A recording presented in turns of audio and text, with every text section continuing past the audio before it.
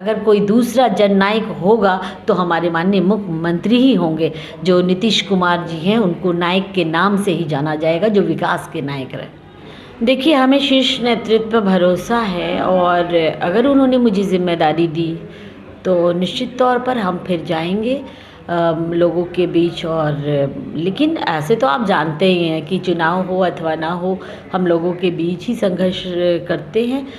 नमस्कार, मैं जगदीश जागुड्डू इस वक्त उपस्थित हूँ नारी सशक्तिकरण की जिंदा मिसाल, उच्च शिक्षित, सहज, सौम्य, सरल स्वभाव की महिला जो जिला परिषद अररिया की अध्यक्ष रह चुकी हैं। 2020 के विधानसभा चुनाव में आप अररिया विधानसभा से जनता दल यूनाइटेड की प्रत्याशी रही हैं। आप हैं श्रीमती शगुफ्ता अजीम जी। सबसे पहले आपका मैं अपने इस वीडियो में हार्दिक अभिनंदन और स्वागत करता हूं। एक अहम जो मसला था अभी कि चर्चा का बाजार गर्म था कि वक्फ बिल पर भारतीय जनता पार्टी के साथ जनता दल यूनाइटेड खड़ी रही। इस कारण अल्पसंख्यक समुदाय के जो लोग हैं उनमें जनता दल यूनाइटेड और बिहार के माननीय मुख्यमंत्री नीतीश कुमार के प्रति काफ़ी गहरी नाराजगी है। इसको आप कैसे देखती हैं?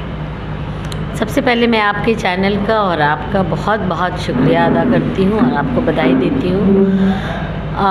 गुड्डू भाई, आपने जो वक्फ बिल की बात की है, मैं भी क्षेत्र घूम रही हूँ और लगातार मैं क्षेत्र का भ्रमण कर रही हूँ, प्रत्येक पंचायत में जा रही हूँ। जहाँ तक सवाल है, मैं माइनॉरिटीज़ क्षेत्र से ही आती हूँ और जो क्षेत्र संख्या 49 है विधानसभा, आप जानते हैं कि इसमें बाहुल संख्यक माइनॉरिटीज़ ही हैं और इनके बीच जा रही हूँ तो मुझे तो कोई नाराज़गी नज़र नहीं आ रही है। इस तरह की जिस तरीके से विपक्षों ने इसको मुद्दा बना करके जनता में आक्रोश डालने का काम करने का शुरुआत किया था, लेकिन ये कामयाब नहीं हो पाए।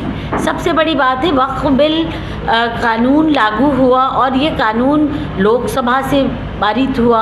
आप जानते हैं कि इसमें जो है पक्ष और विपक्ष दोनों की मांगे थी कि वक्फ जो है, वक्फ का जो संपत्ति है, इन संपत्तियों को ट्रांसपेरेंसी इसमें आना चाहिए और एक कानून बने जिससे हमारे वक्फ की संपत्ति का नाजायज़ कोई फ़ायदा ना उठाए। तो निश्चित तौर पर आप जानते हैं कि वक्फ कानून क्या है। वक्फ कानून को तो सबसे पहले समझने की ज़रूरत थी। तो समझने का ये था कि जिन लोगों ने वक्फ किया, जिनके पास कोई औलाद नहीं थे, कोई उनके वारिस नहीं थे, उन लोगों ने वक्फ किया और ये कहकर वक्फ किया कि हमने इसको अल्लाह के हवाले कर दिया, इस संपत्ति को, जिसका फ़ायदा गरीब, मिस्कीन और मज़दूर जो गरीब हैं उनको जाए, अनाथ को जाए, बेवाओं को जाए।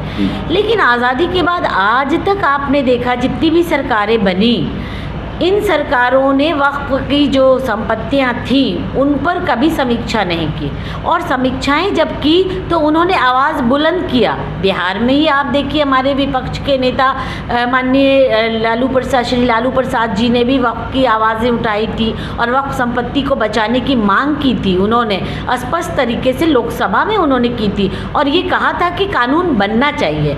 और आज जब कानून बना तो आम आवाम में ये आक्रोश नहीं है, बल्कि उन लोगों में आक्रोश दिखा जिन लोगों ने वक्फ का सही इस्तेमाल नहीं किया। तो ठीक है, ये वक्फ का कानून, ये संपत्ति, चूँकि वक्फ की संपत्ति जो है ये अल्पसंख्यकों के पूर्वजों की रही और इन्होंने इस पर जो है अल्पसंख्यकों का अपना दावा उनके लिए है कि वो उसका फ़ायदा लें। उनके जो यतीम हैं, बेवा हैं, इन लोगों को वहाँ इंस्टीट्यूशन होने चाहिए, मेडिकल कॉलेज होने चाहिए और माइनॉरिटीज़ स्कूल्स होने चाहिए, हॉस्पिटल्स होनी चाहिए। तो ये संपत्तियां जो इनकी है ठीक है, लेकिन अभी कोई छीनने की बात तो हो नहीं रही है। बात है ट्रांसपेरेंसी की, बात एक कानून बना है एक दायरे में। इस कानून में कुछ आपत्तियां हैं, कुछ बिंदुओं पर लोगों ने आपत्तियां किया है, तो आपत्तियों का निराकरण के लिए लोग हाई कोर्ट गए हैं। अब कोर्ट से जो ऑर्डर आएगा उसको सबको सर्वमान्य है। आप लगातार आपको देखा गया है अब मैं पिछले दिनों कि किशनगंज में अल्पसंख्यक संवाद हो, पूर्णिया हो, कटिहार हो, बेगूसराय हो, कई जगहों पर आपका दौरा चलता रहा अतिथि के तौर पर। क्या जदयू प्रदेश की ओर से आपको कुछ जिम्मेदारी मिली हुई है? देखिए, प्रदेश की ओर से हम चूँकि जदयू के वरिष्ठ हैं और बहुत दिनों से हम लोग एज ए कार्यकर्ता जदयू का काम कर रहे हैं। निश्चित तौर पर समय समय पर हमें जो भी प्रदेश से जिम्मेदारी दी जाती है, चूँकि वो एक कमेटी का गठन हुआ था और माइनॉरिटी संवाद यानी कि अल्पसंख्यक संवाद कार्यक्रम शुरू किया गया था। उस कार्यक्रम अंतर्गत पूरे बिहार प्रदेश में एक अलग अलग कमेटियों को भेजा गया था और उस कमेटियों की जिम्मेदारी थी कि अल्पसंख्यकों के जितने भी कार्यक्रम और जितनी योजनाएं चल रही है उन तक पहुंचाने का और उनको बताने का काम करें। हम लोग वही इसी कार्यक्रम के तहत पूरे बिहार प्रदेश का हम लोगों को 6 ज़िला मिला हुआ था और 6 ज़िला में हम दौरा कर रहे थे। कैसा लगा अल्पसंख्यक समुदाय का रुझान कार्यक्रमों के दौरान? बहुत अच्छा। मैं आपको बताऊं गुड्डू भाई कि वो जब मैं दौरा कर रही थी और जब वक्फ बिल की बातें बोली जा रही थी तो मुझे लगा कि ये तो बिल्कुल लोगों पर इसका कोई इफेक्ट नहीं है और लोग चाहते हैं, ठीक है, वक्फ बिल को लेकर के लोग अवेयर हैं, लेकिन उनमें कोई नीतीश जी के प्रति आक्रोश नहीं है, वो कानून के प्रति आक्रोश है और वो चाहते हैं कि हमारा ऐसा कानून बने जिससे हमें लाभ हो, उसमें किसी का इंटरप्शन ना हो। बस इतनी सी बात है उनकी। तो मुझे बहुत अच्छा रुझान लग रहा है। जितने काम मुख्यमंत्री नीतीश कुमार जी ने किया है अल्पसंख्यकों के लिए, सच माने तो आप आज तक आज़ादी के हम लोग 70 साल बाद भी किसी भी सरकार ने इतने काम नहीं किया। आप समझ सके, मदरसे का काम हो, अल्पसंख्यकों की वजीफ़ा योजना का, उनकी विधवाओं का मामला हो या फिर तलाकशुदा औरतों की बात आप ले ले, उस पर योजनाएं बनाई गई, बच्चों के एजुकेशन पर उनकी जो काम किए गए। तो ये तमाम योजनाओं को जिस तरीके से मुख्यमंत्री जी ने कहा था कि हम न्याय के साथ विकास करेंगे और न्याय के साथ विकास करके उन्होंने दिखाया। उन्होंने कोई पक्षपात नहीं किया। अल्पसंख्यक समुदायों के साथ भी जैसे उन्होंने सबकी भागीदारी दी है, पिछड़ों की, महादलितों की, अक़लियतों की, अगड़ों की, पिछड़ों की, सभी की भागीदारी उन्होंने बराबर तरीके से उन्होंने अपने इस 20 वर्षों के काम में बेमिसाल दिया है और बेमिसाल काम किया। नारी सशक्तिकरण की बात करते हैं मुख्यमंत्री जी, तो क्या योजनाएं हैं जिससे नारी को सशक्त बनाया जाए?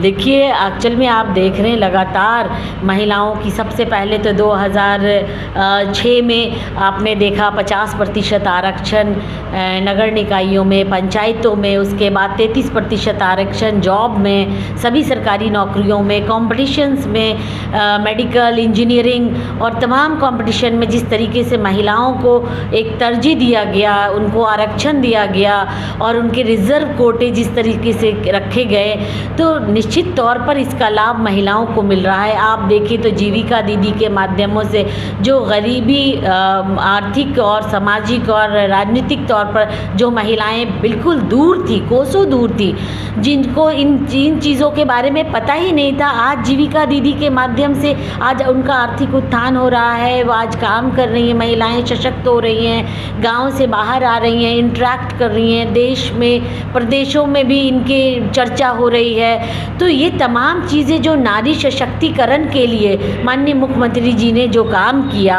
और तो और आपने देखा कि विधवाओं के पेंशन के लिए अभी जो मुख्यमंत्री जी ने 1100 रुपये कर दिए, तो ये लाभ जो विधवाओं को जा रहा है, डायरेक्ट जो विधवा हैं, वृद्ध हैं या फिर जो विकलांग हैं, तो इसका जो लाभ जा रहा है, तो निश्चित तौर पर महिलाओं को आर्थिक रूप से उनका उत्थान हो रहा है। और तो और आप देखें कि महिलाओं ने मांग करी कि शराब बंद होनी चाहिए, तो उन्होंने उनकी मांग पर समाज में देखिए उन्होंने एक एक्ट ही बना दिया कि शराब नहीं पीना है, तो कानून बना दिया।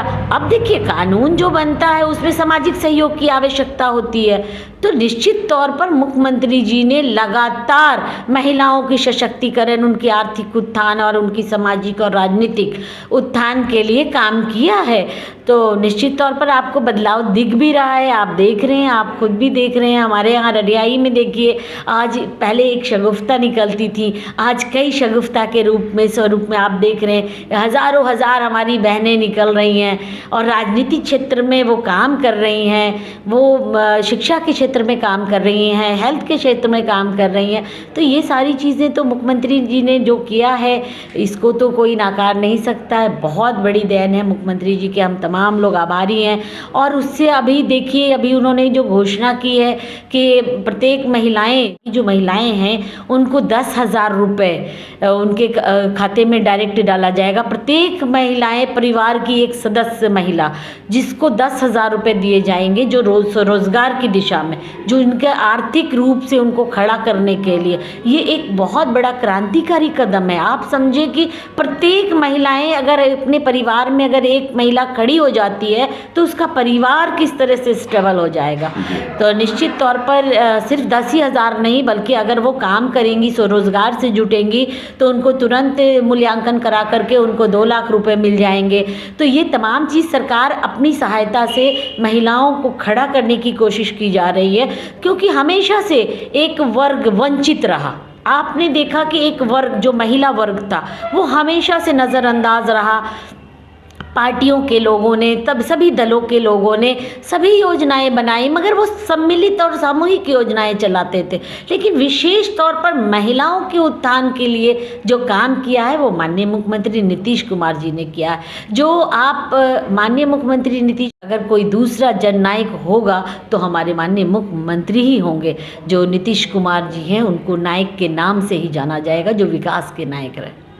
5 साल चुनाव हारने के बाद भी आप अररिया विधानसभा में लगी रही, लगातार आपको देखा गया कि सामाजिक कार्यों से जुड़ी हुई हैं।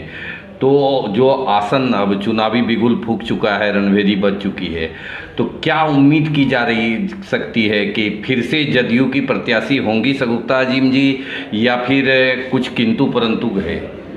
देखिए, हमें शीर्ष नेतृत्व पर भरोसा है, और अगर उन्होंने मुझे जिम्मेदारी दी तो निश्चित तौर पर हम फिर जाएंगे लोगों के बीच। और लेकिन ऐसे तो आप जानते ही हैं कि चुनाव हो अथवा ना हो, हम लोगों के बीच ही संघर्ष करते हैं। लेकिन मेरा भरोसा है कि शीर्ष नेतृत्व कुछ ना कुछ जो भी फैसला लेंगे, अच्छा ही लेंगे अररिया विधानसभा के लिए।